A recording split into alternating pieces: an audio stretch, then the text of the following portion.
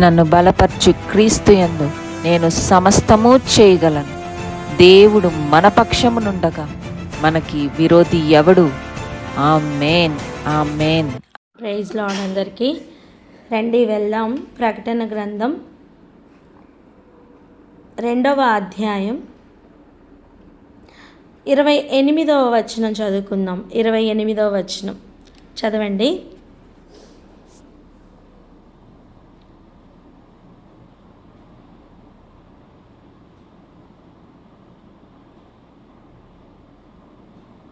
చదవండి ఎవరైనా.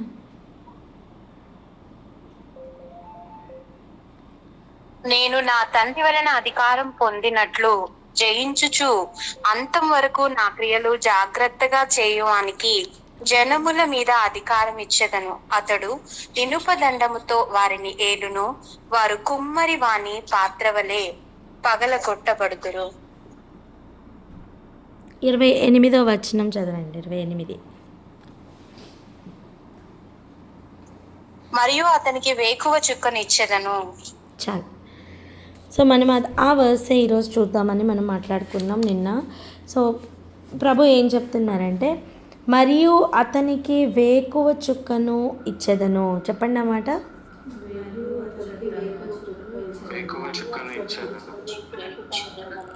ఏమిటి ఈ వేకువ చుక్క? చూడండి, మనం ఇది అర్థం చేసుకోవడానికి కొన్ని ఏరియాస్కి వెళ్ళి వద్దాం. వేకువ చుక్కని మనం ఇంగ్లీష్లో అయితే మార్నింగ్ స్టార్స్ అంటాం. చెప్పండి ఏమంటాం? Morning stars.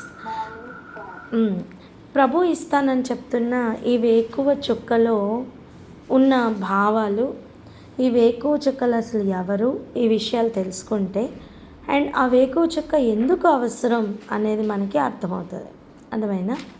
ఇప్పుడు చూడండి, దేవుని ఉన్నతమైన ప్రణాళికలు మనకి ఈరోజు కొంచెమైనా అర్థం అవ్వాలి.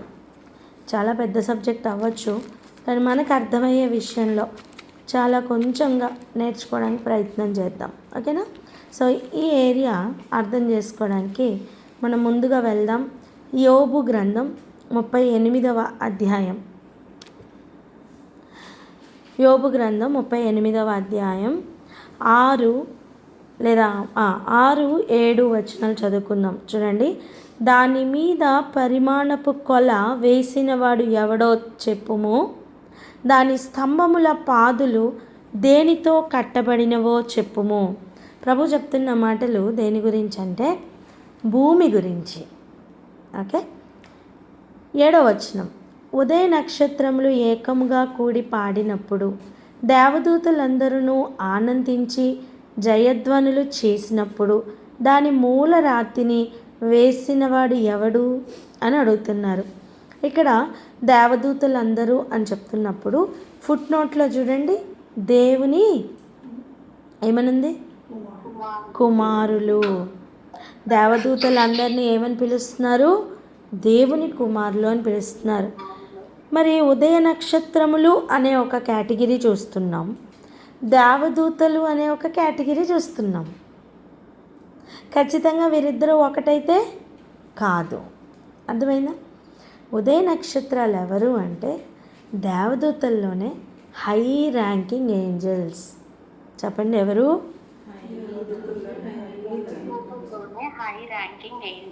ఏంజల్స్ అన్నమాట. దేవదూతల్లోనే హై ర్యాంకింగ్ ఏంజల్స్ ఎవరు అంటే ఈ వేకువ చుక్కలు. మార్నింగ్ స్టార్స్ అన్నా వేకువ చుక్కలన్నా ఒకటే. ఇప్పుడు అపవాది అయినవాడు తేజో నక్షత్రమా, వేకువ చుక్క అని పిలిపించుకుంటున్న అపవాది ఉన్నాడే, తను ఏ స్థాయిలో ఉన్నప్పుడు పడిపోయాడు అంటే ఈ స్థాయిలో ఉన్నప్పుడు పడిపోయాడు. ఒక ఉదయ నక్షత్రంగా ఉన్న అపవాది మహోన్నతంతో సమానునిగా చేసుకుందాం అనుకుని కాన్ఫరెన్స్లో నేర్చుకున్నాం మనం కదా, గుర్తుందా? యెషయా గ్రంథం 14వ అధ్యాయం 12వ వచనం ఒక పిలుపు ఉంది చూడండి. తేజో నక్షత్రమా, వేకువ చుక్క. ఏమని పిలిచారండి? తేజో నక్షత్రమా. అర్థం నక్షత్రాల్లోనే నక్షత్రాల్లోనే ఇంకా ఎక్కువగా తేజస్సు కలిగినది ఈ వేకువ చుక్క. వీటిని మనం మార్నింగ్ స్టార్స్ అంటాం. పిలుస్తున్న పిలుపు చూడండి, తేజో నక్షత్రమా అంటే అన్ని నక్షత్రాల కంటే కూడా ఇంకా వెలుగును ప్రకాశమును కలిగి ఉన్న నక్షత్రమా. అండ్ వేకువ చుక్క అంటే దేవదూతల్లో ఒకటి కాదు, ఈ హై ర్యాంకింగ్ ఏంజల్స్ అని చెప్పబడుతున్న వేకువ చుక్కల్లో మార్నింగ్ స్టార్స్లో ఒకటి ఈ వేకువ చుక్క. అర్థమైందా? ఈ వేకువ చుక్క చేసిన పని ఏంటి?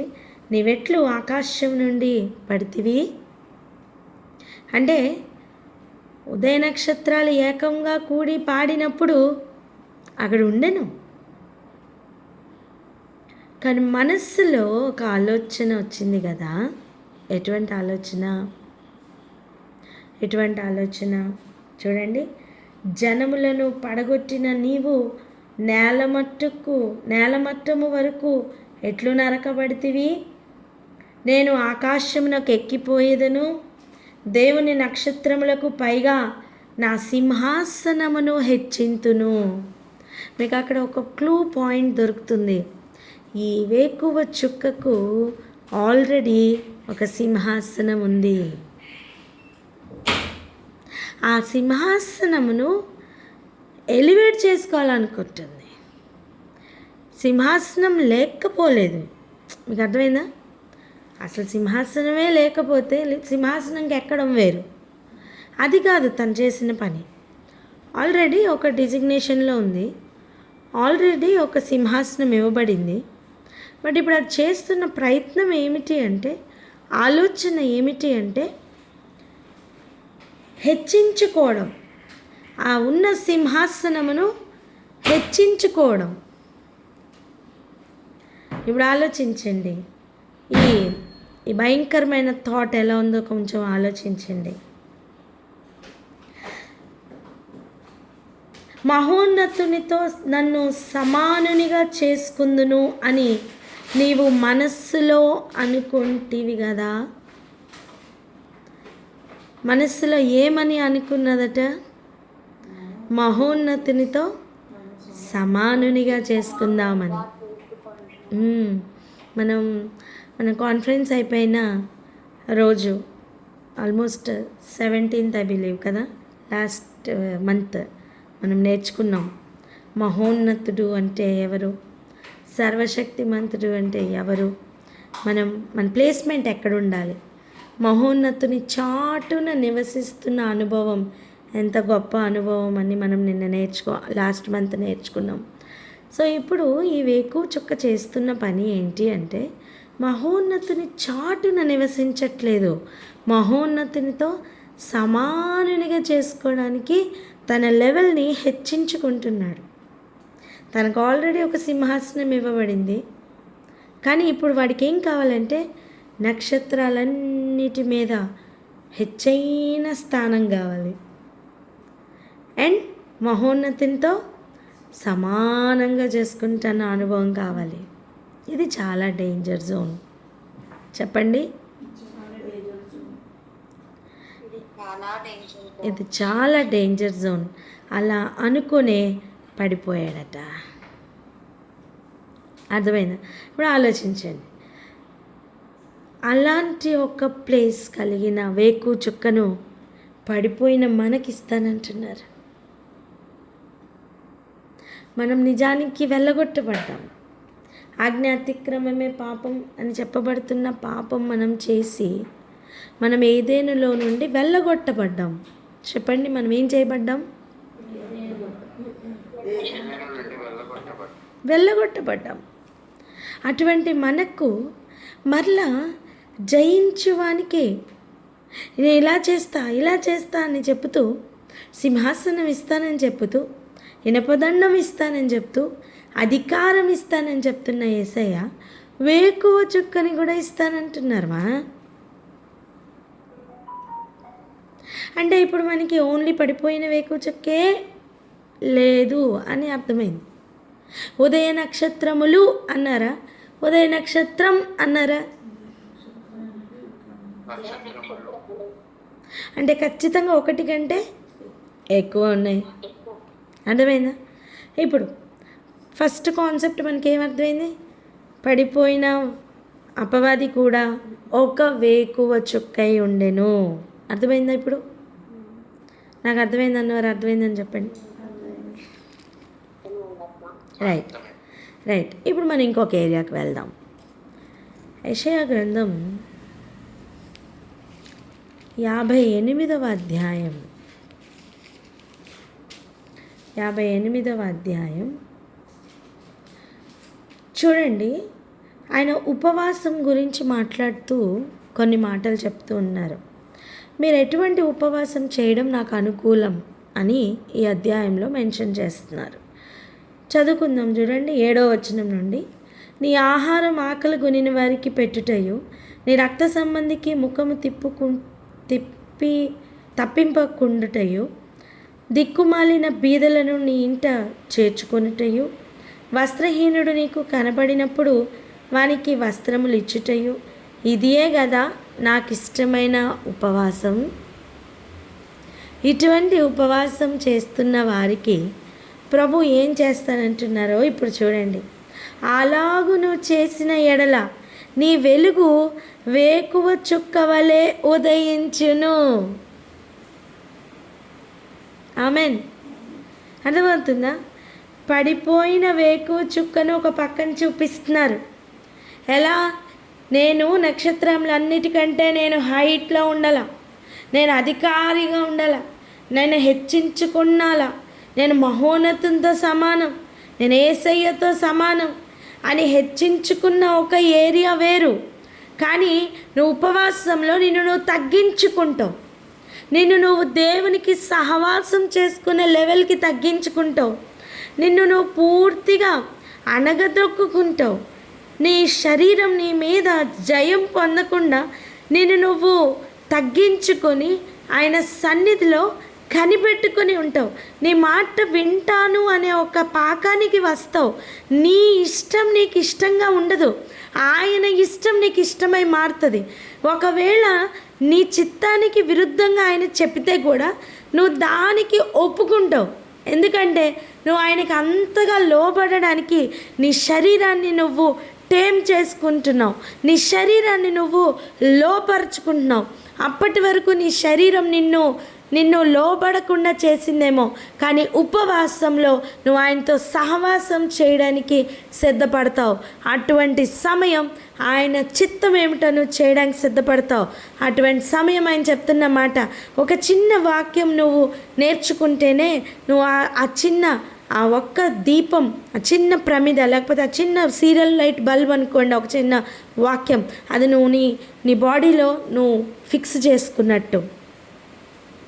అలా నువ్వు నీ వాక్యం నా పాదములకు దీపం అని ఎవ్రీ ఏరియాలో ఆ బల్బులన్నీ ఫిక్స్ చేసుకుంటున్నట్టు వాక్యములన్నీ నువ్వు ఫిక్స్ చేసుకొని దాని ప్రకారం నడుస్తున్న ఒక అనుభవంలోకి వెళ్తావు చూసావా?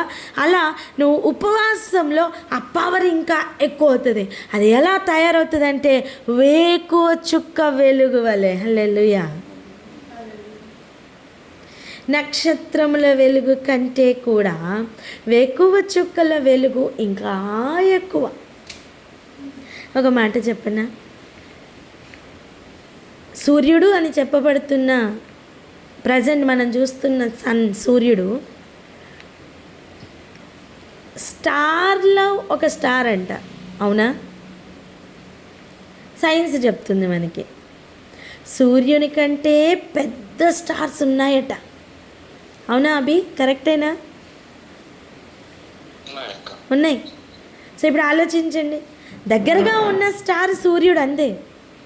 సరే, సూర్యుని వెలుగులోనే ఎంత కార్యాలు జరుగుతున్నాయి అంటే చూడండి, ఆ కక్షలు అవన్నీ ఒకసారి ఆలోచిస్తే ఇన్ని ఉపగ్రహాలు, ఇన్ని గ్రహాలు అన్నీ కూడా దాని చుట్టూ తిరుగుతూ ఎంత వెలుగును తీసుకుంటున్నాయంటే ఒక్కొక్క స్టార్ ఇంకెంత వెలుగును కలిగి ఉంటాయి, ఇంకెంత అగ్నిని కలిగి ఉంటాయి. వాటిల్లో పెద్దవి ఈ వేకువ చుక్కలు, అవి ఇంకెంత పెద్దవై ఉంటాయి. స్టార్స్ అన్నీ చిన్నవే కనిపిస్తాయి కదా అక్క అనిపించవచ్చు, అవి దూరంగా ఉన్నాయి కాబట్టి అలా కనిపిస్తున్నాయి. నేను అంటాను, నీకు ఎంత చిన్న స్టార్ కనిపిస్తుందో అది ఇంకా అంత దూరంగా ఉందని అర్థం. నీకు ఎంత చిన్న స్టార్ కనిపిస్తుందో అవి అన్ని స్టార్స్ కంటే అంత ఎత్తుగా ఉందని అర్థం. వీటన్నిటిలోనూ మనకు కనపడని ఒక వేకువ చుక్క వెలుగు ఉంది నాన్న. ఇర్రెస్పెక్టివ్ ఆఫ్ సన్లైట్ అవి వెలుగుతూ ఉంటాయి. వాటికి జనరేటర్ అక్కర్లేదు, వాటికి ఈ లోకంలో జనరేట్ చేస్తున్న థర్మల్ పవర్ అక్కర్లేదు, బ్యాటరీ పవర్ అక్కర్లేదు.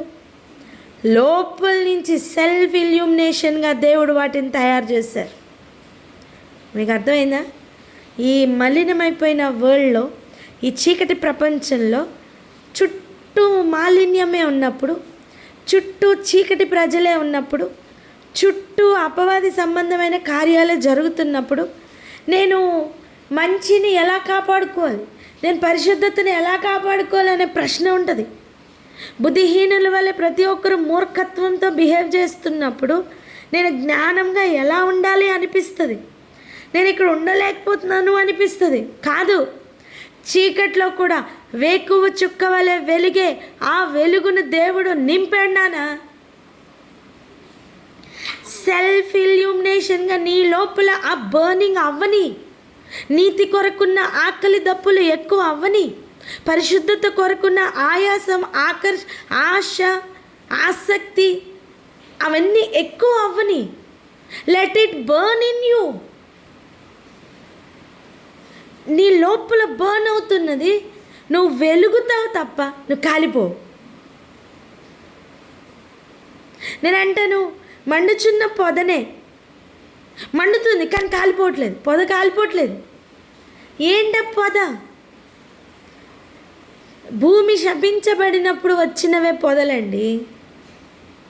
భూమి శపించబడక ముందు చెట్లు, విత్తనములు ఇచ్చే చెట్లు, మంచి చెట్లే ఉన్నాయి. కానీ భూమి శాపం పొందిన తర్వాత గచ్చ పొదలు, ముండ్ల పొదలు వచ్చాయట. ఇప్పుడు అలా శాపగ్రస్తమైన ఒక పొదను దేవుడు ఆకాశపు అగ్ని చేత మండిస్తే, మోషే వంటి వారి కాలింగ్ ఓపెన్ అయ్యే ప్రదేశంలో అది ఉందంటే, దేవుని పర్వతం అని పిలువబడుతున్న ఆయన పర్వతం మీద అది మండుతూ ఉందంటే, సీ ద లెవెల్. ఒక శాపమును కూడా దేవుడు ఆశీర్వాదకరంగా మారుస్తున్న ఒక లెవెల్ని నువ్వు చూడు. ప్రభువా, నేను పాపిని, పురుగుని, మంటిని ఏదేదో చెప్తాం, కరెక్టే. ధూళిని ఇంకేం చెప్తారు? పురుగు, ఇంకా చేని పాదాలకు చెప్పులు, ఇంకా ఇవన్నీ కరెక్టే. కానీ ఆ ధూళినే దేవుడు అగ్నితో నింపాలని ట్రై చేస్తున్నారు. నేనేమంటాను తెలుసా, నువ్వు పైకి చూస్తే అవన్నీ ఆకాశ నక్షత్రములు, ఉదయ నక్షత్రములు. కానీ దేవుడు పైనుంచి భూమి మీద చూస్తే నువ్వు నేను ఉదయ నక్షత్రాల్లా కనపడాలి. ఆమేన్. నక్షత్రాలని మించిన వెలుగుతో మండాలా, నీ లోపల అగ్ని మండాలి నానా. పరిశుద్ధత గురించిన ఆశ మండాలా. పక్క వాళ్ళని చూసి మోసపోయానండి, వాళ్ళని చూసి మోసపోయానండి, ఆ లెవెల్ దేవుడు ఇష్టపడట్లేదు. నువ్వు మండుతుంటే వాళ్ళు నిన్ను చూసి మండాలా. ఆమేన్. వాళ్ళు కడుపులు మండిపోవడం వేరు, వాళ్ళు మండడం వేరు. అర్థమైందా? వాళ్ళు కడుపులు మండిపోవడం అంటే కుళ్ళిపోతూ తనంతో మండిపోతారు, అది వేరు.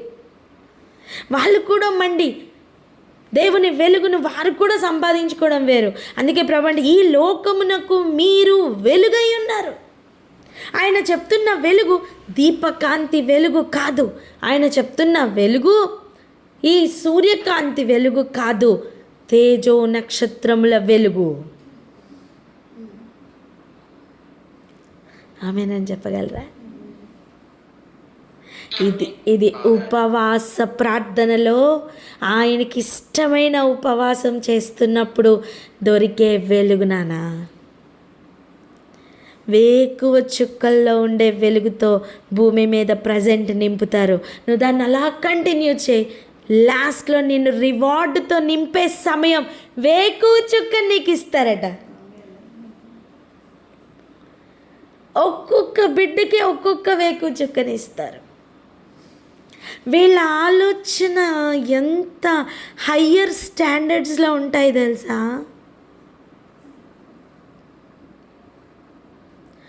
వీళ్ళ నడిపింపు ఆలోచన కర్తగా దేవుడు ఎలా అయితే ఉంటారో అలా ఆయన ఆలోచన అలా డౌన్లోడ్ చేసుకుంటూ నీకు తోడై ఉంటారు.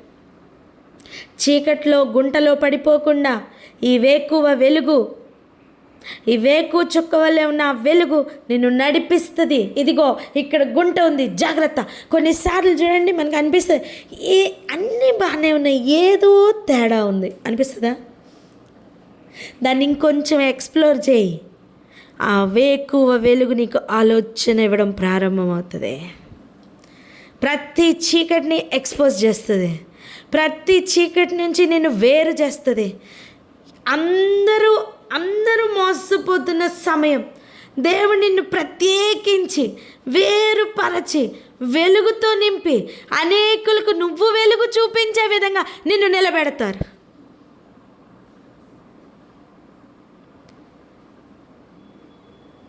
నేను చెప్పండి, అర్థమవుతుందా? సో ఆయన చెప్తున్న వెలుగు యొక్క లెవెల్ వేరు. అది ఈ లోక సంబంధమైన వెలుగు కాదు. ప్రభు ఏ వెలుగైతే ఆది కాండంలో పలికారో, వెలుగు కలుగును గాకని ఆ వెలుగుకున్న స్పెషాలిటీ ఏంటో తెలుసా? అప్పటి వరకు అగాధము వలె చీకటి అలా కమ్మి ఉంటే ఆ భూమిని బయటికి లాగడానికి పెనిట్రేట్ అవుతున్న వెలుగు. ఇర్రెస్పెక్టివ్ ఆఫ్ సూర్యుడు చంద్రుడు, వాళ్ళు ఉన్నా ఒకటి లేకపోయినా ఒకటి, దేవుని వెలుగు పలకేరా ఆ వెలుగు అక్కడ వచ్చి తీరుతుంది.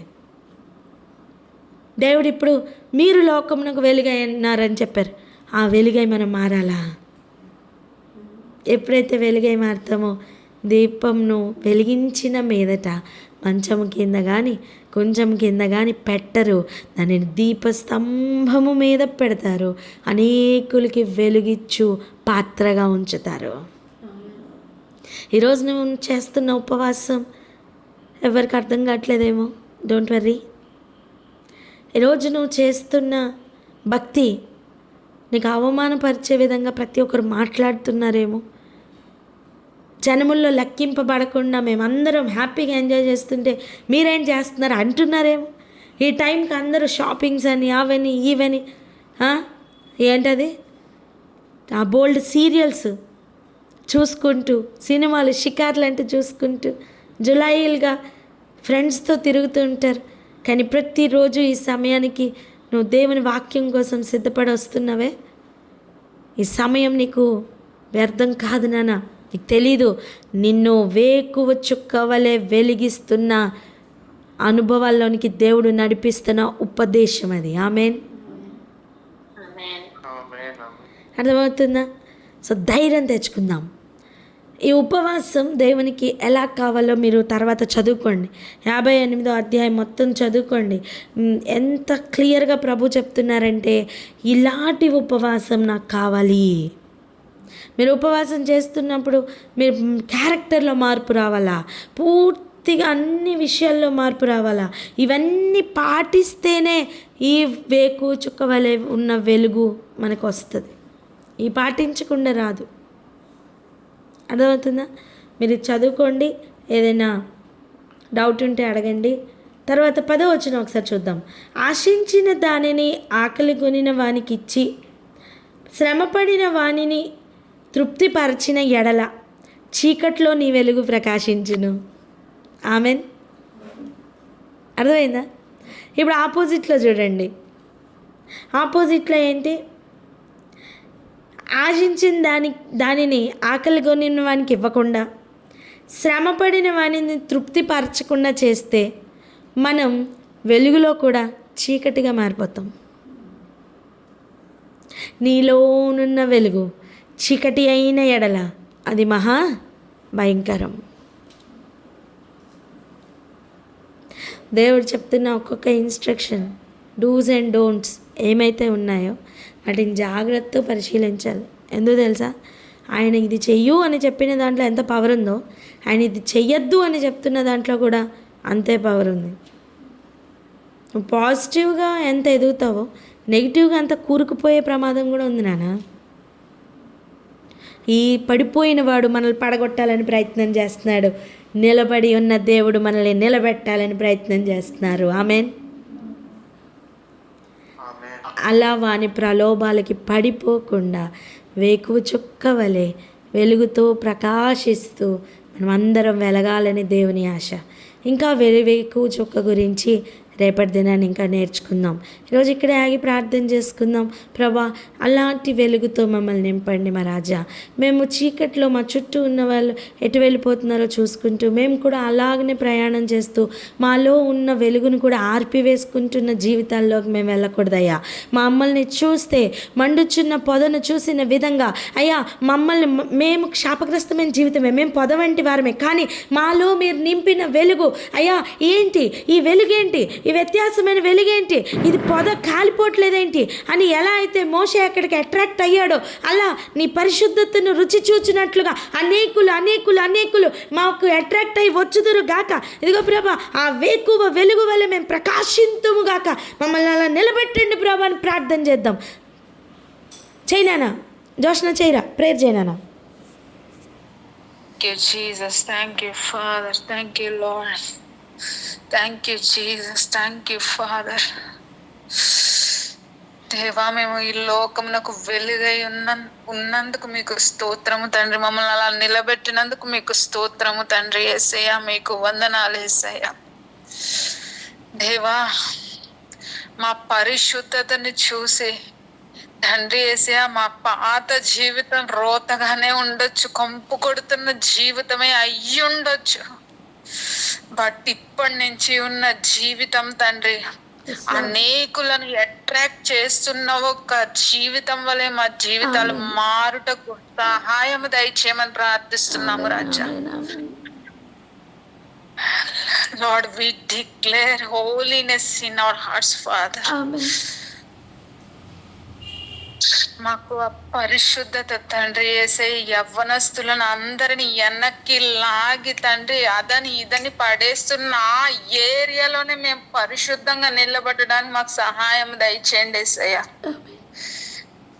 మేము తండ్రి యేసయ్య యవ్వనస్తులనే కదా, బలమైన వాళ్ళనే కదా అపవాది పట్టుకొని వెళ్ళకెళ్తుంది. అదే యవ్వనస్తులను తండ్రి యేసయ్య, అదే యవ్వనస్తులను ఇప్పుడు ఉన్నది మేము కొంచెం మందిలో తండ్రి యేసే మీరు అందరిని ఒక్కొక్కరిని ఒక్కొక్క మండుచున్న పొదవలి నిలవబెట్టమని ప్రార్థిస్తున్నాం రాజా. మా కొంపు జీవితాలే కావచ్చు, ఆ ముళ్ళ పొదే కావచ్చు, బట్ వి డిక్లేరింగ్ తండ్రి మండుచున్న అగ్నిలాగా తండ్రి యేసయ్య తండ్రి నువ్వు అగ్ని ఇండస్ట్రీ అని నువ్వు పల్లికి ఉంటే ఒక్కొక్కరు అగ్నిగా మారి తండ్రి అనేకులను మోషేతో సహా తండ్రి యేసయ్య తిప్పే ఒక అగ్నిని మమ్మల్ని మాలో ఉంచమని ప్రార్థిస్తున్నాము రాజా. పరిశుద్ధత తండ్రి ఎన్ని ఉన్న పరిశుద్ధత లేకపోతే వ్యర్థము కదా తండ్రి యేసయ్య. ఆ పరిశుద్ధత మాలో ఇంకా ఆకలిని పుట్టించమని ప్రార్థిస్తున్నాం తండ్రి. హృదయ శుద్ధి గలవారు ధన్యులు, వారు దేవుని చూస్తారని మీరు మాట్లాడారు యేసయ్య. ఆ పరిశుద్ధత ఒక్కొక్కరిలో మీరు పెంచమని ప్రార్థిస్తున్నాం తండ్రి. Lord, increase more hunger for the righteousness, Lord. దేవా, మాకు పరిశుద్ధత కావాలి తండ్రి. మాకు పరిశుద్ధత కావాలి యేసయ్య. తండ్రి యేసయ్య, యెషయా మా పలికాడేసయ్య, మేము అపవిత్ర పెదవులు గల వారి మధ్యలో మేము ఉన్నామన్నప్పుడు అగ్ని కణమును తీసుకొచ్చి పెదవుల్ని కాల్చిన రీతిగా ఒక్కొక్కరి తండ్రి ఎంత మంది జాయిన్ అయ్యారు అంత మందికి ఇంకా జాయిన్ అవ్వాల్సిన అందరికి అగ్ని కణములు పంపించమని ప్రార్థిస్తున్నాము రాజా.